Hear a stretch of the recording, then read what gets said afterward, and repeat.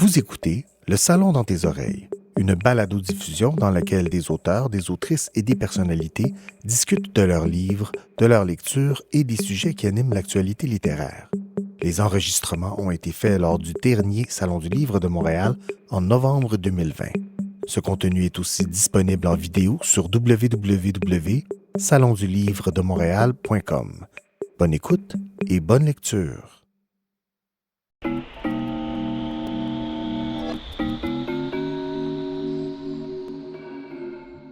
Bonjour et bienvenue à la cérémonie de remise du prix TD de littérature canadienne pour l'enfance et la jeunesse et du prix Harry Black de l'album jeunesse, présenté par le Centre du livre jeunesse canadien et Communication jeunesse. J'aurai le plaisir ce midi de vous faire découvrir 10 livres d'une qualité exceptionnelle par des entrevues avec leurs créatrices et créateurs. Sans plus tarder, je cède la parole à M. Laurent Larose du prix Harry Black. Bonjour. J'ai le plaisir de présenter le prix Harry Black pour la 4e année déjà. Merci à Communication jeunesse d'inclure ce prix parmi les distinctions offertes aux auteurs de livres pour enfants qui se sont démarqués en 2020. Ce prix a été créé à la suite du décès d'Harry en février 2017. Les instigateurs du prix Harry Black se sont inspirés de l'homme, de son œuvre et de ses valeurs. C'est un prix à la mémoire d'un être exceptionnel et fait à noter, il est remis exclusivement au Québec. M. Black a été un personnage marquant à bien des égards. D'abord comme professionnel, ayant œuvré dans des causes humanitaires axées sur l'aide aux enfants les plus vulnérables, puis comme artiste, car il était lui-même un artiste de talent, auteur et illustrateur de livres jeunesse. Harry a toujours cru que les livres pour l'enfant permettaient de vulgariser les sujets les plus complexes. Toute sa vie durant, en parallèle avec son travail à l'UNICEF, Harry a évolué dans le monde littéraire. Il était grandement intéressé par tout ce qui se faisait dans ce domaine et il en parlait avec passion. J'ai connu Harry en 1979 et j'ai eu le privilège de travailler avec lui pendant plusieurs années, au Québec et en Ontario. M. Black était président d'UNICEF Canada. Il a dirigé l'organisation pendant plus de 25 ans et a permis à l'UNICEF de rayonner partout au pays et de recueillir les fonds nécessaires pour venir en aide aux enfants démunis des pays en développement. C'est sous sa gouverne que le Canada a ratifié la Convention des Nations unies relative aux droits de l'enfant en 1991. Harry était un leader hors pair, un visionnaire, respectueux, inspirant, passionné, un communicateur chevronné et, de plus, il aimait vraiment le Québec et les francophones. Il était très sensible à l'importance de notre langue et de notre culture. Il se distinguait par ses valeurs et son sens de l'humour. Ce grand humaniste a d'ailleurs reçu la plus haute distinction civile au Canada en 2002. Il a été fait officier de l'Ordre du Canada, et ce, pour son engagement exceptionnel envers les enfants du monde. Outre le fait d'être un homme de lettres, lui qui avait gradué en architecture, il avait un intérêt pour tous les arts en général.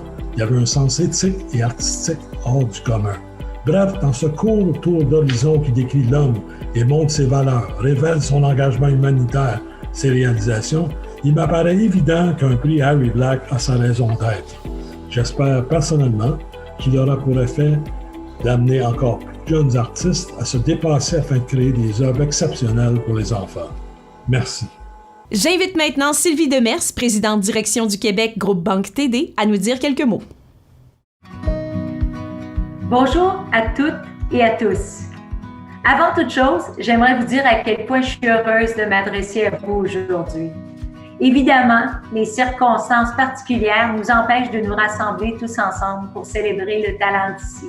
Mais, demeurons positifs, ce n'est que partie remise.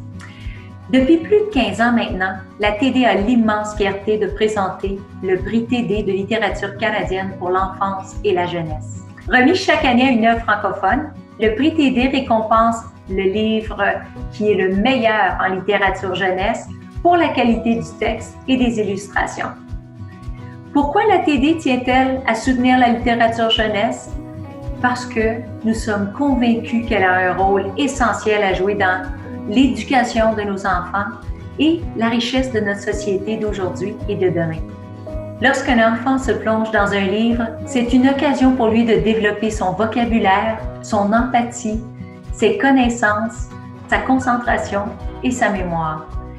Toutes des qualités précieuses qui aident à élargir ses horizons et à ouvrir son esprit. La littérature jeunesse est un extraordinaire outil de développement et elle occupe aussi une place de choix au sein de notre plateforme d'entreprise citoyenne qui s'appelle La Promesse TD, prêt à agir. en collaboration avec des organisations d'ici, comme le Centre du livre jeunesse canadien et Communication jeunesse, qui font tous les deux un travail absolument remarquable, nous savons que nos investissements créeront de la valeur et des bienfaits pour nos jeunes. L'année dernière, grâce à des initiatives soutenues par la TD au Canada, plus de 775 000 enfants ont amélioré leur capacité de lecture et de mathématiques. Une statistique qui nous réjouit et vous le comprendrez, qui nous rend très fiers. En mon nom et en celui de la TD, j'aimerais remercier les membres du jury de l'édition 2020 qui ont pris bien soin de lire attentivement chacune des œuvres en liste pour le prix TD. Entre vous et moi, je suis persuadée que le choix du lauréat n'aura pas été facile. En terminant, je souhaiterais évidemment féliciter et remercier chaleureusement tous les finalistes. Votre incroyable talent, votre passion et votre dévouement à transmettre aux jeunes le plaisir de lire m'inspire vraiment. Merci infiniment pour tout ce que vous apportez à notre belle jeunesse. Je vous souhaite une excellente remise de prix et j'espère vous revoir très bientôt.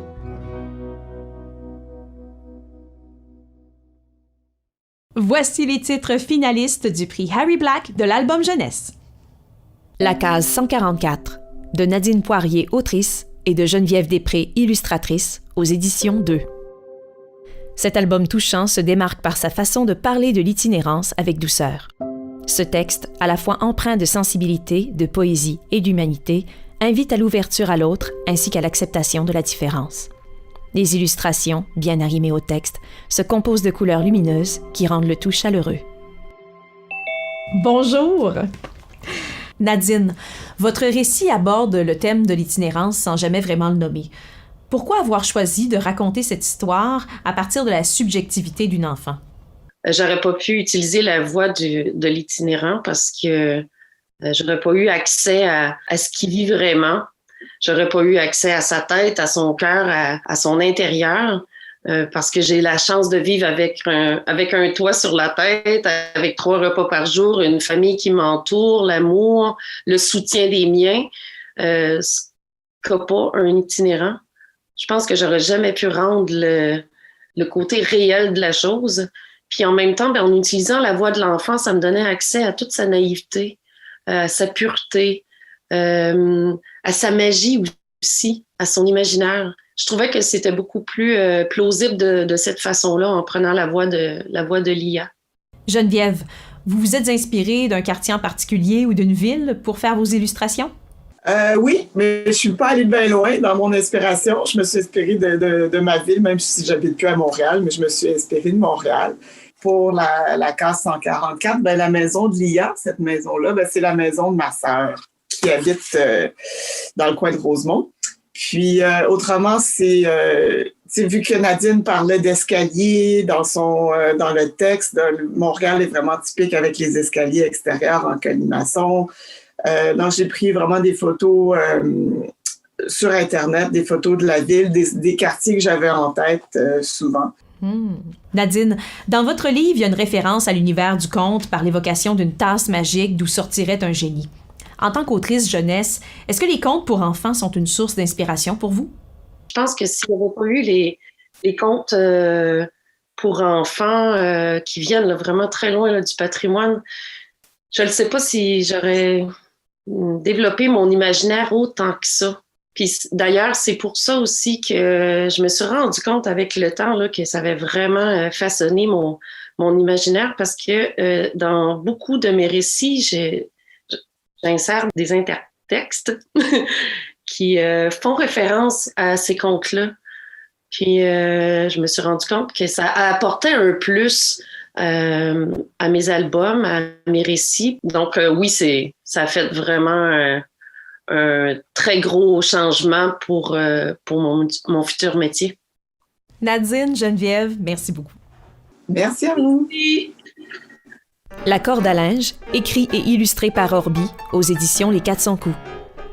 Efficace en peu de mots, l'histoire s'installe dans la durée, les illustrations révélant chaque sentiment ressenti par un enfant suspendu au milieu d'une corde à linge, au-dessus du vide, suite à une maladresse de sa part. Petit narrateur attachant, Réal doit se débrouiller seul, apprendre à la dure l'autonomie, la ténacité, le courage. et il sera récompensé. Orbi, bonjour. Bonjour! Est-ce que l'univers de l'histoire de Réal renvoie à votre jeunesse? Ben non, en fait, pas du tout. C'est inspiré de la jeunesse de Réal Godbout, le BDiste. Il avait partagé quelque chose sur les réseaux sociaux là, qui parlait qu'il était resté pris sur une corde à linge quand il était jeune. Puis moi, quand j'ai vu ça, j'étais comme, ben voyons donc, ça se peut pas. Un enfant qui est resté pris au milieu d'une corde à linge. Puis il m'a donné comme des petites grandes lignes vite de même, là, parce que j'avais demandé si je pouvais le faire en bande dessinée. Puis ça m'a vraiment inspirée. Là. Après ça, j'ai été partie pour 3 jours, 3 nuits. Là. J'ai pas été capable de rien faire d'autre que de me mettre dans sa peau, dans le fond, quand il était jeune. Là. Est-ce que c'était votre choix de présenter le texte et les illustrations de cette manière-là afin de dynamiser la lecture ou... Bon, c'est pas vraiment réfléchi, là. C'est comme ça que ça me vient quand j'ai des idées d'histoire. C'est toujours, tu sais, je vois toujours ça en bande dessinée dans ma tête. Puis je sais pas trop. C'est pas réfléchi, c'est vraiment comme sorti de même naturellement. Puis c'est comme ça que je le voyais, là. C'était quoi votre bonbon préféré au dépanneur quand vous étiez petite? Ça, c'est dur de se rappeler parce qu'il y en avait sûrement plusieurs, mais celui qui est resté mon préféré aujourd'hui, c'est les vers de terre là, en jujube. Quand vous créez, est-ce que vous dessinez l'histoire avant d'écrire? Est-ce que vous écrivez avant de dessiner? Comment vous fonctionnez? Ben, je fais vraiment les deux en même temps. C'est dans le fond, quand l'histoire vient dans ma tête, je vais souvent comme la dessiner, l'écrire pour une case. Puis après ça, je vais faire une autre case ou une autre page. Tu sais, je vais écrire le texte. Puis ça va vraiment se faire de même au fur et à mesure. Là. Puis après ça, moi, je vais faire un genre de montage, voir qu'est-ce qui devient une page complète ou des petites cases dans une page. Est-ce que l'histoire de Réal aurait pu s'écrire sans paroles? Oui, probablement, mais je pense que les paroles, ils viennent vraiment rajouter quelque chose d'intéressant. Là. Tu sais, on est comme dans la tête de Réal, fait qu'on peut plus entendre comment il se sent, mais je pense que mes dessins sont tellement expressifs que ça aurait peut-être pu se passer de paroles, oui. Puis les enfants qui ne savent pas lire encore, je sais qu'ils regardent beaucoup, même après que leurs parents leur aient lu. Là, tu sais, ils sont capables de se refaire l'histoire juste en regardant les images. Que souhaitez-vous que les lectrices et les lecteurs retiennent de ce livre? Les enfants téméraires, faites pas ça, s'il vous plaît. C'était vraiment pas le but de mon histoire de vous donner des idées. Au contraire, je voulais plus vous donner envie de pas le faire. Fait que c'est ça. Orbi, merci beaucoup. Ben, merci à vous. Salut. Des couleurs sur la grave, de Marie-Andrée Arsenault, autrice, et Dominique Leroux, illustratrice, aux éditions de La Morue Verte. Ballade poétique qui aborde de façon originale le thème de la séparation des parents, Des couleurs sur la grave est aussi la rencontre de toute une communauté dont les membres vont aider les fillettes à résoudre le mystère de la disparition de leurs parents. L'univers visuel d'une qualité exceptionnelle donne vie au site historique de la Grave et aux habitants et habitantes des îles de la Madeleine. Bonjour Marie-Andrée, bonjour Dominique. Bonjour. Marie-Andrée, quelle place l'île et les personnages de l'île prennent-ils dans votre processus de création, dans cet album, mais aussi dans votre corpus en entier? Les îles de la Madeleine, pour moi, c'est une grande histoire d'amour. Les îles sont dans tous mes livres, ou presque. À partir de Les Souvenirs du Sable, mon premier livre, elles ont été présentes. Je pense que ça m'inspire parce que moi, je rêve de vivre aux îles un jour. Ça, il y a une chose à dire là. Dans mon cas, quand je m'y trouve, j'ai l'impression que la magie, elle opère encore plus. Je ne sais pas si c'est le vent, la lumière, si c'est les ciels. Pour moi, c'est l'endroit où mon imagination se déploie le plus. Il y a quelque chose aussi, je trouve, de très inspirant chez les gens qui vivent aux îles de la Madeleine, qui ont choisi de vivre dans ce milieu-là, au milieu de la mer. Pour moi, ce sont des héros et des personnages qu'on peut camper toujours dans les histoires. Parlant de personnages, est-ce que les personnes qu'on voit dans l'album existent vraiment? Oui, ce sont des vrais personnages qui, moi, ont marqué mon enfance. Il y a Henri qui est l'inventeur du trébuchet qu'on voit dans l'histoire. Ben, le trébuchet, ça existe pour vrai. Moi, Henri, j'ai souvent dit que c'était mon héros parce qu'il va au bout de ses inventions puis ses désirs un peu fous. Il y a Jean-Marc qui nous a quittés depuis l'apparition du livre, mais qui jouait du piano au café quand moi j'étais toute petite et qu'il pleuvait. Donc, on allait manger du gâteau au café. Ce que je trouve très beau de ces personnages-là, c'est qui sont tous très, très humbles. Hein. Je pense, Dominique, tu peux en témoigner aussi. Oui, moi, c'est des gens que j'aime beaucoup. Donc, c'était aussi un défi, hein, quand j'ai lu le texte de Marie-Andrée, de voir, oui, il y a Jean-Marc, il y a plein de gens que j'adore. C'est un lieu que j'adore. Donc, ça a été un plaisir, en plus, tu sais, de choisir de travailler avec la photo, de partir avec ces gens-là, puis d'aller les photographier dans l'automne, puis après ça, de pouvoir jouer avec eux. Puis une sorte d'hommage, en fait, hein, que tu leur as fait, Marie-André, hein, de les mettre dans cette histoire-là fictive, mais qui émane de ce qu'eux sont. Dominique, quel a été le processus de création qui a mené à l'utilisation des techniques mixtes dans cet album, procédé qu'on voit très rarement en littérature jeunesse? Moi, je viens plus des arts vivants, de la scénographie. Je suis marionnettiste. Donc, je suis habituée de mélanger tout ce qui est vidéo, danse et matière. Mais là, je me suis dit, je vais mettre en scène le livre. Je vais jouer avec les personnages, je vais les faire danser, je vais les découper, je vais jouer avec le texte. J'avais envie aussi que ça soit spontané dans le trait, dans les photos, dans les petits bouts de papier lancés sur le bois. Donc, c'est un peu ça, je te dirais, qui a mené à tout ça. Marie-André, Dominique, merci beaucoup. Merci. Laurence et moi, de Stéphanie Deslauriers, autrice, et Geneviève Després, illustratrice, aux éditions Fonfon. Le thème de l'autisme est abordé avec beaucoup de délicatesse dans cet album sensible et émouvant. Les illustrations donnent vie à cet attachant personnage par l'utilisation des couleurs et des nuances de gris, ingénieux procédé utilisé pour marquer la singularité du garçon. Les fleurs colorées du jardin botanique déploient toute leur beauté et aident Laurent dans ses relations avec les autres. Bonjour Stéphanie, bonjour Geneviève. Bonjour. Bonjour. Alors Stéphanie, est-ce que vous vous êtes inspirée d'une personne ou de personnage en particulier pour créer le personnage de Laurent? Ah oui, absolument. En fait, c'est mon beau-fils Mathias qui a un trouble du spectre de l'autisme comme Laurent. Et voilà, qui m'a vraiment très, très, très librement inspirée pour la création de Laurent. Il y a même certaines choses que mon personnage dit que mon beau-fils a réellement dites à un moment ou un autre de sa vie. Et j'avais envie donc qu'il y ait un personnage auquel il puisse s'identifier, en fait. Et j'avais envie d'aborder l'autisme autrement, pas juste comme quelque chose de négatif, pas juste comme quelque chose de contraignant, mais d'aborder, en fait, la neurodiversité et l'unicité. Alors, voilà.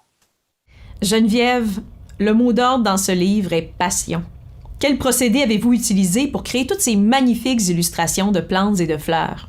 Je me suis dit, en lisant le texte, que je voulais que Laurent, tout ce qu'il voyait, tout ce qu'il aimait, lui, sa passion, devait être en couleur. Et tout le monde extérieur à lui, en fait, le vrai monde, était en noir et blanc. Donc ça, c'était vraiment mon idée de base pour vraiment mettre l'accent sur l'univers et la passion de Laurent. C'était de faire tout son monde à lui en couleur et le reste en noir et blanc parce qu'il est comme détaché du reste du monde qui l'entoure. Donc, c'était le noir et blanc.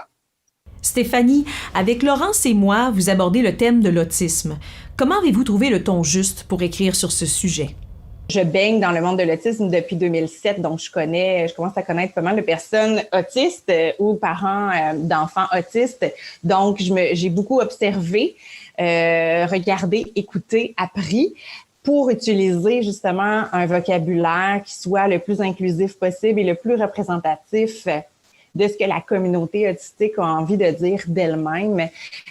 Puis voilà, puis dans le fond, je voulais utiliser un ton qui soit sensible, empathique. Et Laurent, tu sais, au-delà de l'autisme, je pense qu'il aborde beaucoup le thème de l'identité, de l'unicité. Donc, c'est important pour moi que ce soit assez universel pour que tous les enfants qui lisent ce livre-là puissent se reconnaître. Puis comme j'ai été enceinte et j'ai accouché dans le processus, je pense que parallèlement, ça a fait en sorte que Laurent a eu une belle et longue période de gestation, ce qui m'a permis de prendre du recul, de réajuster le ton aussi. Alors, voilà. Eh bien, merci beaucoup. Merci.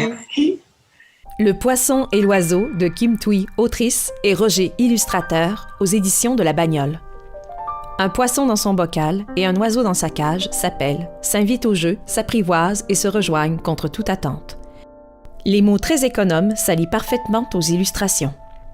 Hommage à la beauté, ouverture au vivre ensemble, voici une poésie qui laisse place à l'émotion grâce à ses thèmes universels, à sa pureté. Kim, Roger, bonjour. Salut, bonjour. Kim, la narration de votre livre est très épurée. Comment avez-vous travaillé les quelques phrases qui sont devenues le récit de l'album? Non, le texte, au départ, était un peu plus long quand même, un peu plus étoffé, mais les dessins de Roger, c'est parce que j'avais la chance de les voir au fur et à mesure, puis je trouvais que les dessins parlaient déjà. Ils n'avaient pas besoin de mots. Roger était capable d'exprimer l'idée du livre sans les mots, en fait. Alors, idéalement, on aurait pu couper encore, hein, Roger? Ben là, ça a été dur de plus épurer que ça. mais donc, j'avais l'impression que les dessins exprimaient déjà l'idée qu'on avait et surtout que l'illustration parlait plus fort que les mots. Donc, il fallait enlever tous les mots qui étaient, selon moi, inutiles. Quel mot-clé devait absolument y figurer à vos yeux? Il y a une phrase, en fait, que pour moi, c'est la phrase clé de ce livre, c'est « Avec toi, je suis moi ». En ce sens où c'est en rencontrant l'autre qui est différent de nous qu'on comprend qui on est.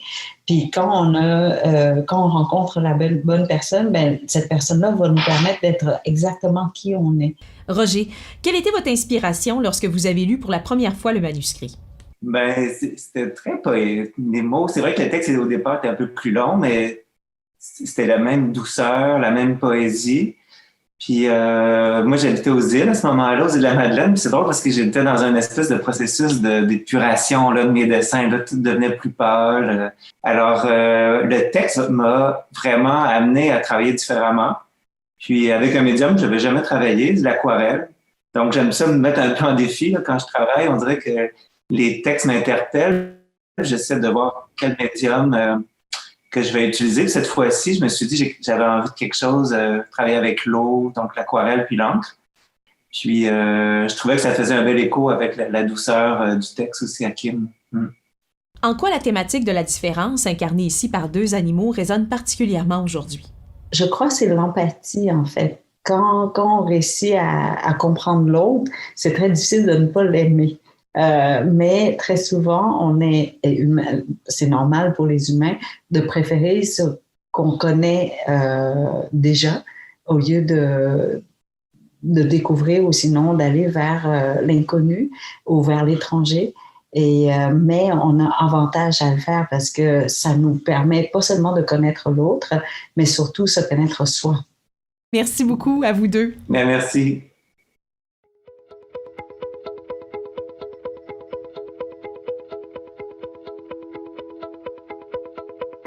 Le prix Harry Black de l'album jeunesse est décerné à Des couleurs sur la grave de Marie-André Arsenault et Dominique Leroux aux éditions de La Morue Verte. Le fait de juste pouvoir écrire une histoire qui sera lue, c'est déjà immense. Quand en plus l'histoire peut être publiée, ben c'est d'autant plus beau. Mais quand ce qu'on a fait est reconnu, puis quand une histoire en laquelle on croit est appréciée comme ça, ben c'est vraiment un bel honneur. Ça donne envie de continuer de faire de la magie. J'avais hâte, en fait, que quelqu'un me donne la chance de faire un livre. Puis merci Marie-André de m'avoir fait confiance dans cette aventure-là. Puis effectivement, comme tu le dis, ben, ça donne le goût d'en faire d'autres. Je pense que c'est important qu'on remercie Jean-Hugues Robert, qui est notre éditeur aux éditions de La Morue Verte. Jean-Hugues qui m'a accueilli un jour dans son bureau en sachant pas trop ce que je voulais. Moi, j'avais décidé que je voulais publier Des couleurs sur la grave avec lui parce que c'est l'éditeur des îles et que je trouvais que c'était important de faire un livre qui parlait des îles et qui était fait aux îles avec des gens des îles. Moi, j'aimerais remercier Hugues-Olivier Blouin qui a fait le graphisme dans le livre.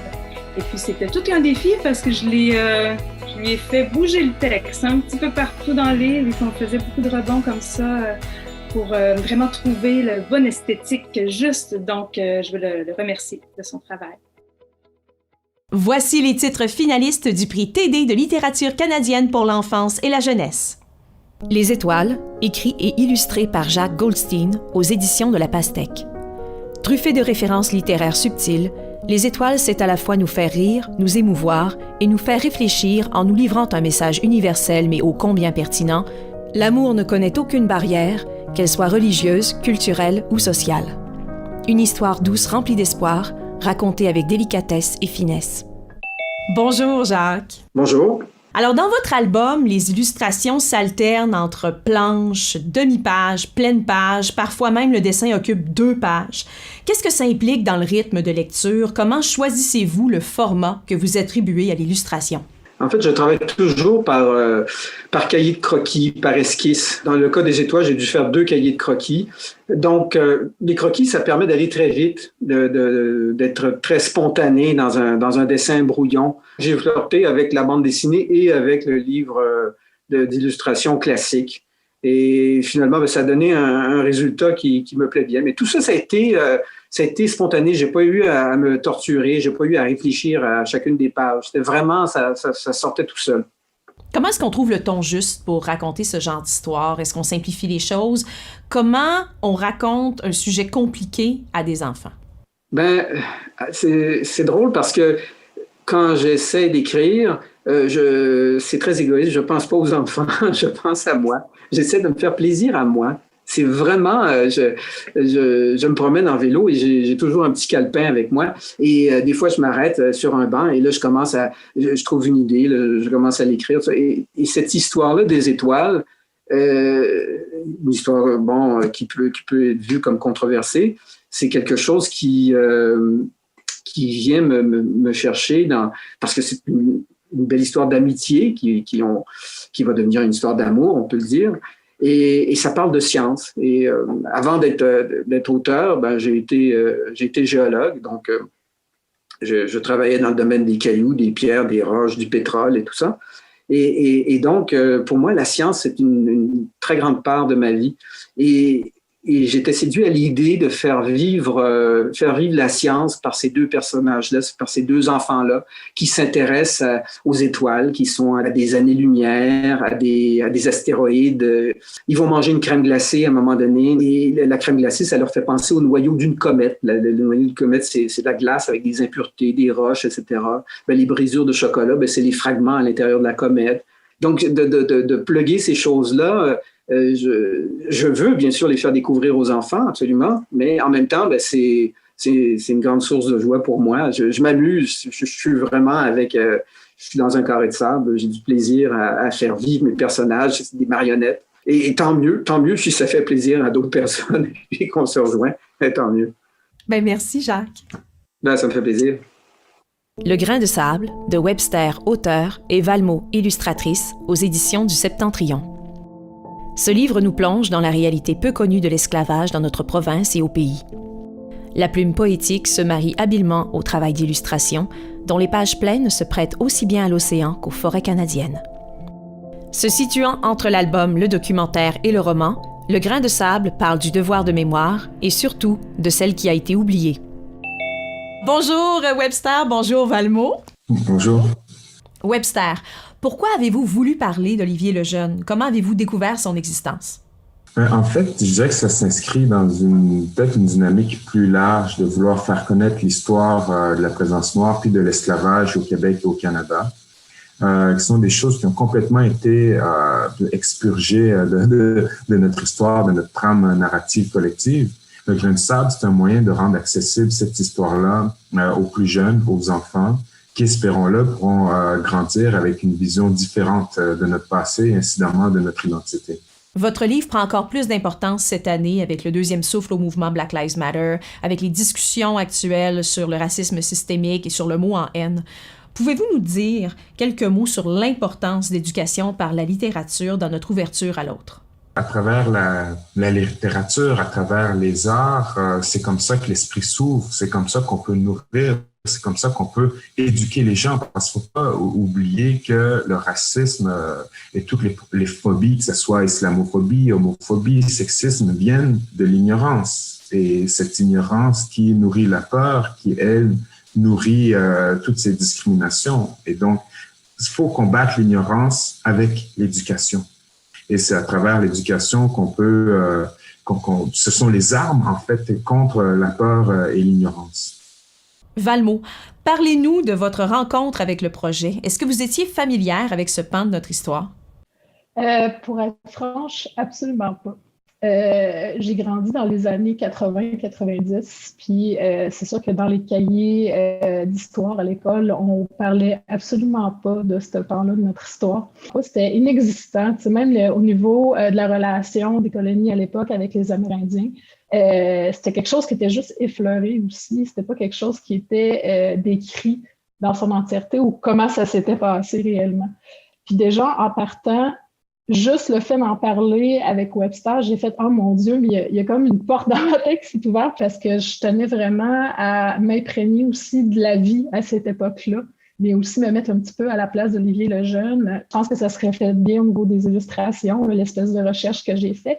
Mon petit côté curieux a vraiment explosé, là, puis j'arrivais pas à croire que c'était un pan d'histoire qui existait juste pas dans les livres scolaires. J'ose espérer que Valmont et moi avons pu contribuer à mieux faire connaître ce jeune homme, puis à l'ancrer dans l'histoire québécoise. Je n'en doute pas un instant.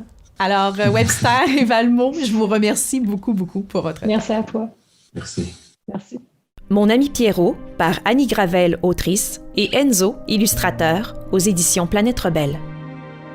Mon ami Pierrot est une histoire où la maladie côtoie l'imaginaire et où l'amitié et la résilience viennent adoucir le deuil d'un être cher.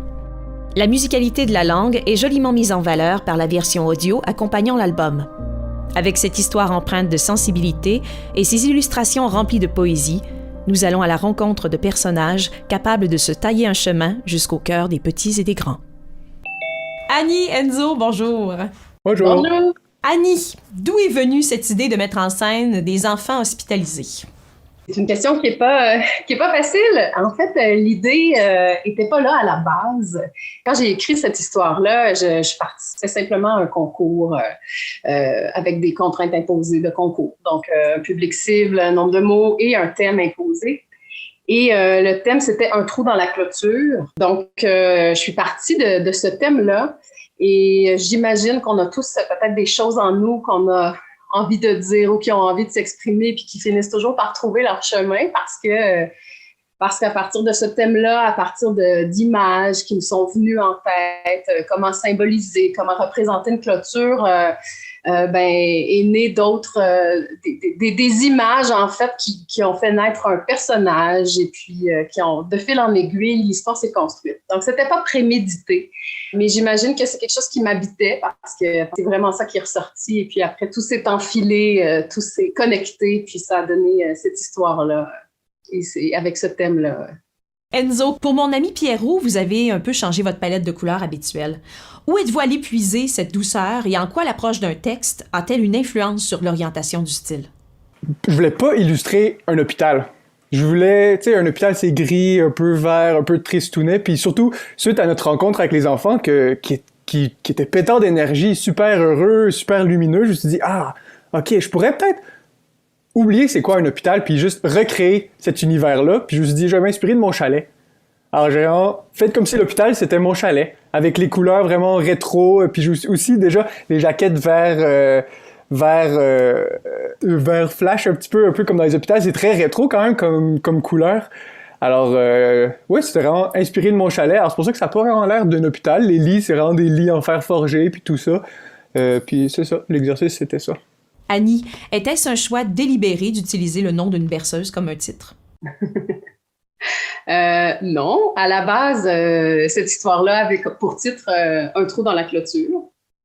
Et puis, j'avais quand même, parce que le personnage de Pierrot est important dans l'histoire, et puis quand l'éditrice n'était pas convaincue du titre Un trou dans la clôture, je lui ai proposé mon ami Pierrot, parce que aussi je trouvais que l'histoire, c'était d'abord et avant tout l'histoire d'une amitié. Donc, c'est vraiment mon ami Pierrot, c'est une amitié très forte et c'est pour moi le centre de l'histoire.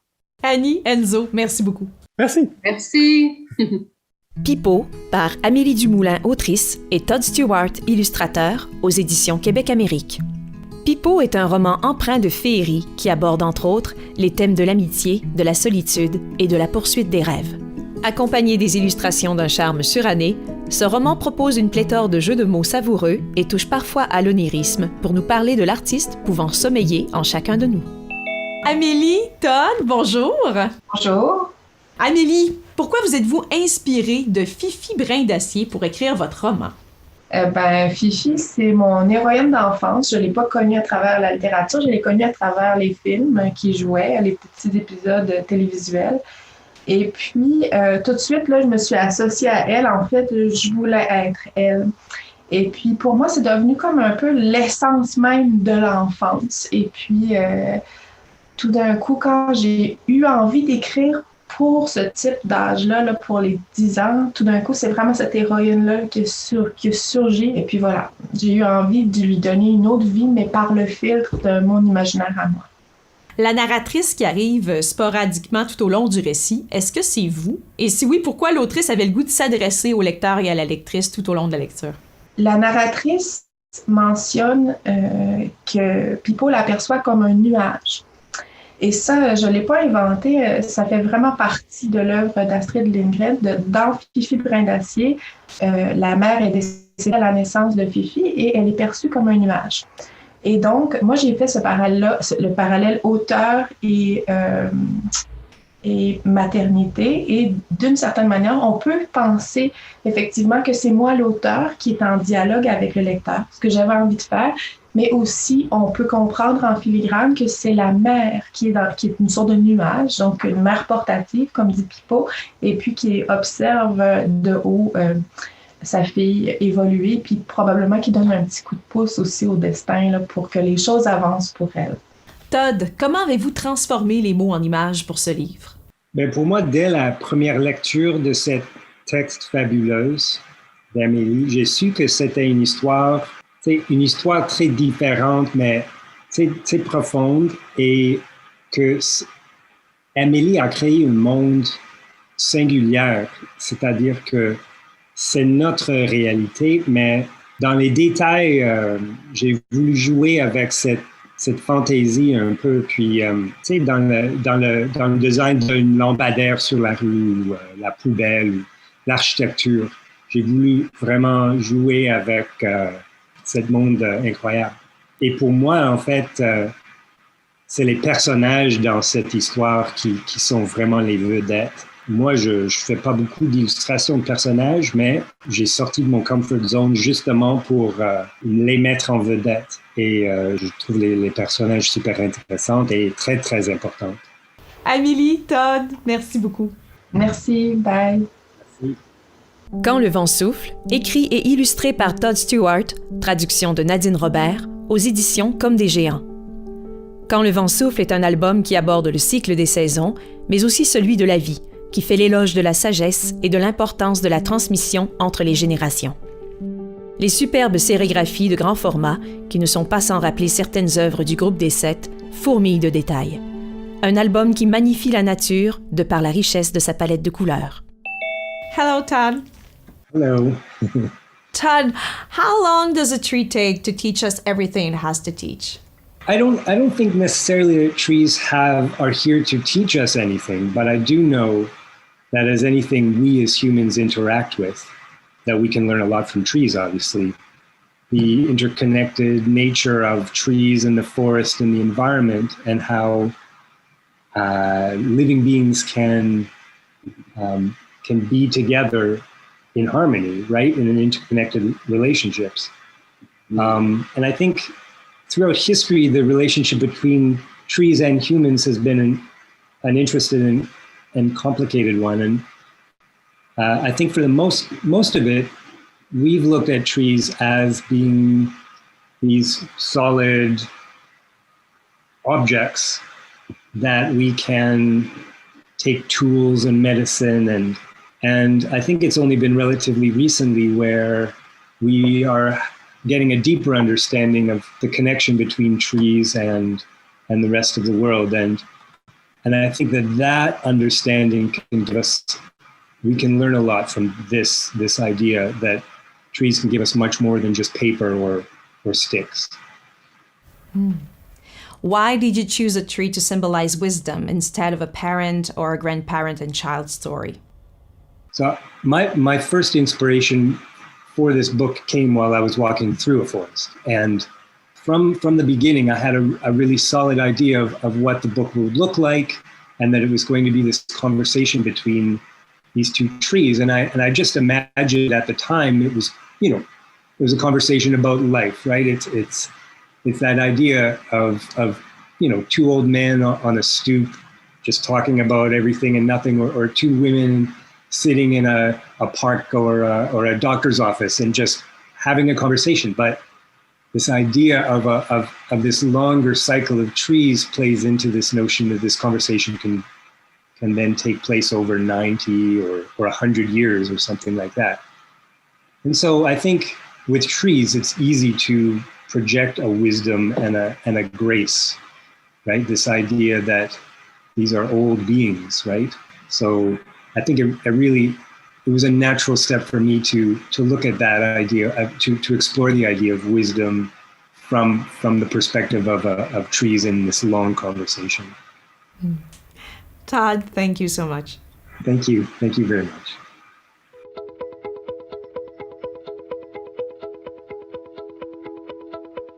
Le prix TD de littérature canadienne pour l'enfance et la jeunesse est décerné à Les Étoiles de Jacques Goldstein aux éditions de La Pastèque.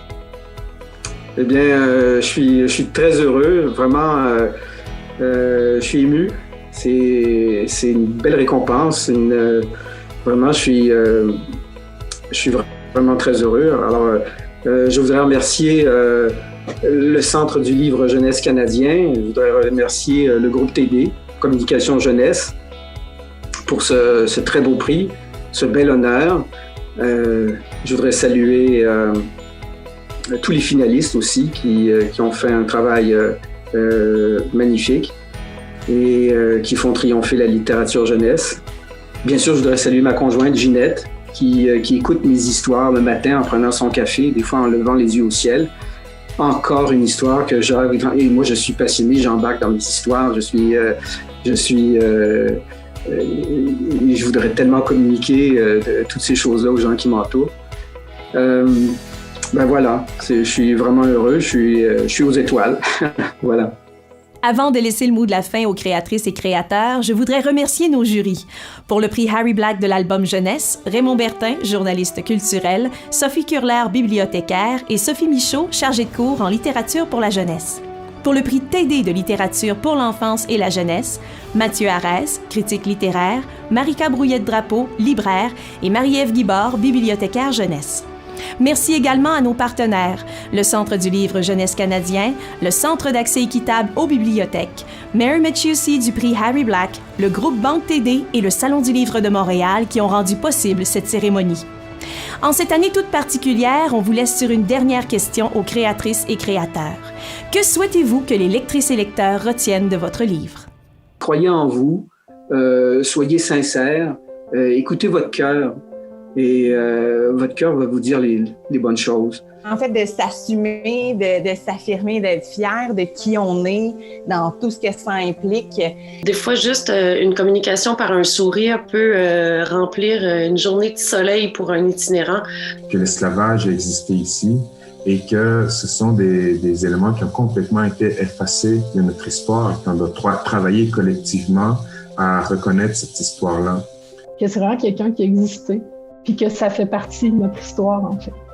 Il faut partager nos richesses, puis on soit petit ou grand, on est capable de le faire chacun à son niveau. Peut-être déjà la beauté du livre, la beauté point. La première sensation, je crois que ça devrait être une sensation intangible. La beauté, dans le fond, c'est se connecter à son irrationnel, à soi-même. Puis ce livre-là, c'est ça, c'est se connecter à soi. Je veux simplement que les lecteurs s'enfoncent un peu dans cette vision de la merveille de ce monde-là. Qu'ils aient vraiment été au Champ de Néon, à regarder ces poèmes de Néon, qu'ils aient vraiment assisté à une artiste qui se fait révéler par un pouce révéleur d'artiste. Pour moi, ce qui compte, c'est la traversée du lecteur dans l'histoire. De ne pas se suspendre sur une corde à linge. C'est des enfants qui n'ont pas beaucoup d'années de vie, qui fait face à cette grande situation avec tellement de maturité puis de légèreté. Ouais, c'est ça, c'est prendre les choses un peu plus peut-être à la légère, mais avec cœur quand même. Et une chose à la fois, avec cœur. que chaque question n'a pas nécessairement de réponse. Qu'il y a des choses plus grandes que nous, plus grandes que nature, et puis que c'est correct d'avancer des fois avec de la peur, de la crainte, de l'inconnu. Qu'on peut toujours regarder ce qui nous entoure avec un autre regard. Moi, je me suis donné beaucoup de liberté dans ce livre-là, donc j'espère que ça peut en donner à d'autres aussi, là, cet élan-là. Ce que je veux vraiment de ce livre-là, comme d'autres, c'est que les enfants retiennent que des livres, c'est un peu comme des écrins d'espoir. On peut se tourner vers les livres quand ça va pas. On peut se tourner vers les livres quand la vie nous joue des tours et qu'on a besoin d'un refuge. Puis, on peut aussi décider de réécrire notre propre histoire, de lui redonner un sens. Si on peut apprendre aux enfants qui ont ce pouvoir-là en eux aussi, de réécrire leur propre histoire pour peut-être voir la vie avec des yeux nouveaux, bien, ça leur permet de mieux l'affronter après quand ils rencontrent toutes sortes de situations qui sont plus difficiles.